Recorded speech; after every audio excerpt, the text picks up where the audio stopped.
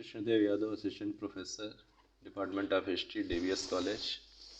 छात्रों, आज का हमारा टॉपिक है प्रथम विश्व युद्ध के कारण। आज हम लोग समझने का प्रयास करेंगे कि वो कौन सी परिस्थितियां थीं जिनकी वजह से प्रथम विश्व युद्ध प्रारंभ हुआ। प्रथम विश्व युद्ध के प्रारंभ होने के कई कारण थे और उनमें से एक पहला कारण था उग्र सैनिकवाद। हम देखते हैं कि उस समय का विश्व जो है उग्र सैनिकवाद की मानसिकता से ग्रस्त था। तमाम देश जो है व्यापक विनाश के हथियारों को बनाने में लगे हुए थे और चूँकि साइंस और टेक ने इस बात को आसान बना दिया था, नई नई तकनीकी खोजी जाने लगी थी, तो उसके माध्यम से इन देशों ने व्यापक विनाश के हथियारों को बनाना प्रारंभ कर दिया था और विश्व के तमाम देशों ने जो है अनिवार्य सैनिक सेवा को आवश्यक कर दिया था। जर्मनी जो कि 1890 तक जो है विश्व की राजनीति से अपने को अलग रखा हुआ था, लेकिन 1890 में बिस्मार्क के जाने के पश्चात उसने जो है ये घोषणा की कि जर्मनी विश्व की राजनीति में महत्वपूर्ण भूमिका निभाएगा। इसका नेक्स्ट कारण था आपसी रक्षा गठबंधन। हम देखते हैं कि प्रथम विश्व युद्ध के पहले ही जो है विश्व के प्रमुख देश आपस में गुटों में विभाजित हो गए थे और ये गुट मुख्यतः दो थे, जिनमें से एक गुट था त्रिगुट, जिनमें जो है जर्मनी, ऑस्ट्रिया, हंगरी और इटली था, और दूसरे गुट में मुख्य देश था ब्रिटेन, फ्रांस, जापान। ये मुख्य देश थे। और ऐसा हुआ कि जब प्रथम विश्व युद्ध की परिस्थिति बनने लगी और प्रथम विश्व युद्ध प्रारंभ हुआ तो एक देश के साथ प्रारंभ हुआ युद्ध गुटों के बीच युद्ध में परिवर्तित हो गया। अर्थात गुटों का निर्माण ने जो है ऐसे माहौल को पैदा कर दिया कि यह युद्ध एक व्यापक युद्ध बन सका। इसके बाद हम देखते हैं साम्राज्यवाद। साम्राज्यवाद उस समय का दौर ऐसा था कि विश्व के तमाम देश जो है साम्राज्यवादी लिप्सा के शिकार थे और औद्योगिक क्रांति ने उनकी इस लिप्सा को बढ़ाने का और कार्य किया। चूँकि औद्योगिक क्रांति के कारण कच्चे माल, बाजार की आवश्यकता और बढ़ती हुई जनसंख्या के लिए स्थान की आवश्यकता थी,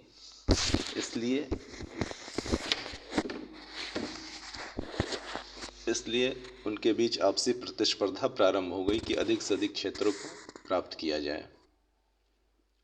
और इस प्रतिस्पर्धा ने एक कटु रूप ले लिया। उसने इस बात की आवश्यकता पैदा की कि जो भी विश्व के ऐसे क्षेत्र जो अविकसित हैं या उनसे कमज़ोर हैं, उन पे अपना आधिपत्य जमाया जाए और अपनी आवश्यकताओं को पूरा किया जाए। इसके अलावा हम देखते हैं कि इस विश्व युद्ध का एक कारण था अंतर्राष्ट्रीय संस्था का अभाव। उस समय कोई ऐसी अंतर्राष्ट्रीय संस्था नहीं थी जो युद्ध को रोकने में या युद्ध की परिस्थितियों को कमज़ोर करने में सहायक होती। यदि इस प्रकार की ऐसी कोई संस्था रही होती तो जाहिर सी बात है कि प्रथम विश्व युद्ध नहीं होता, लेकिन इसके अभाव ने इस बात को संभव बनाया कि प्रथम विश्व घटित हो। इसका एक कारण है राष्ट्रवाद। हम देखते हैं कि उस समय के तमाम देश जो है अपने अपने राष्ट्र को गौरवान्वित करने की भावना से ग्रसित थे। लोग चाहते थे कि उनका राष्ट्र विश्व में सबसे महान माना जाए, सबसे बेहतर माना जाए। और इसके अलावा ये भी भावना थी कि उनके नस्ल से जुड़े लोग जहाँ भी जिस देश में निवास कर रहे हों, वो हिस्सा उनके देश का हिस्सा बन जाए, यानी वो मिल के आपस में एक नए देश का निर्माण करें।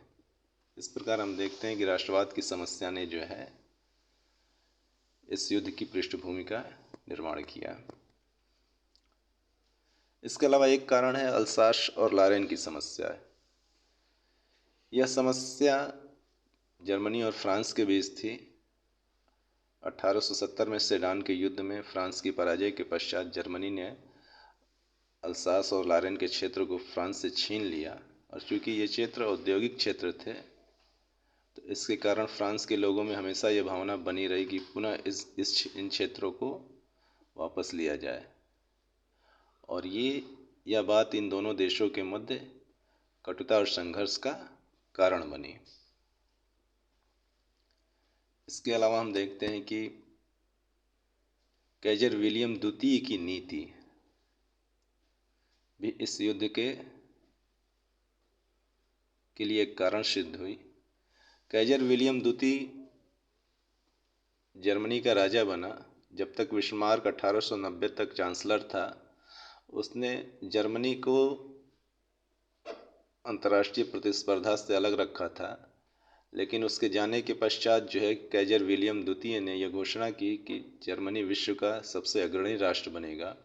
जर्मन जाति विश्व की सबसे अग्रणी जाति है और जर्मनी को विश्व के मामलों में एक निर्णायक भूमिका निभानी है,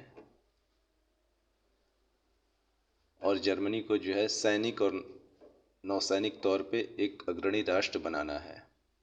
उसकी इस महत्वाकांक्षा ने जो है ब्रिटेन को खास तौर से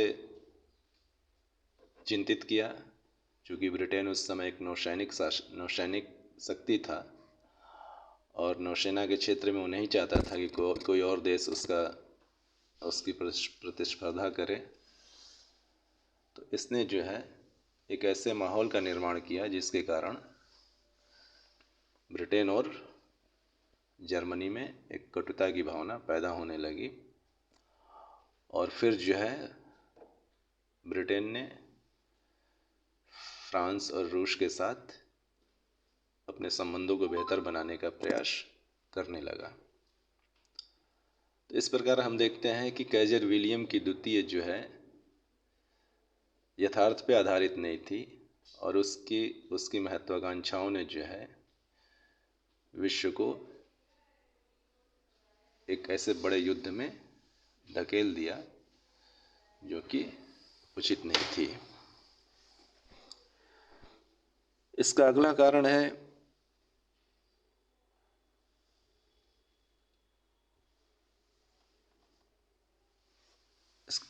कारण है जो है ऑस्ट्रिया और सर्बिया के बीच वैमनस्य।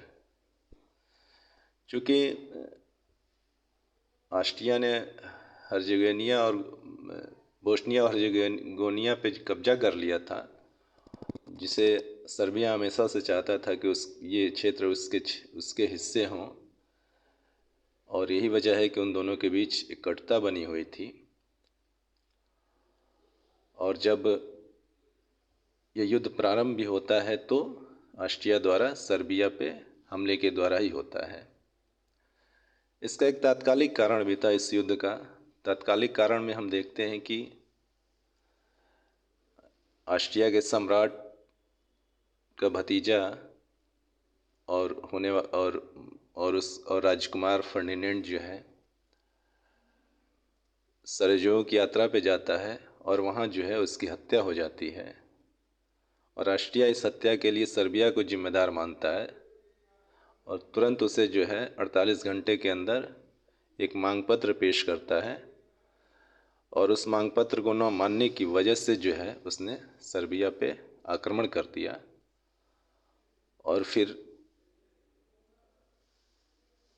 उसके बाद जो है इस युद्ध में रूस भी सम्मिलित हो गया, फ्रांस भी सम्मिलित हो गया, ब्रिटेन भी सम्मिलित हो गया। इस प्रकार हम देखते हैं कि कैसे जो है एक छोटी सी समस्या जो है प्रथम विश्व युद्ध का रूप धारण कर लेती है। धन्यवाद।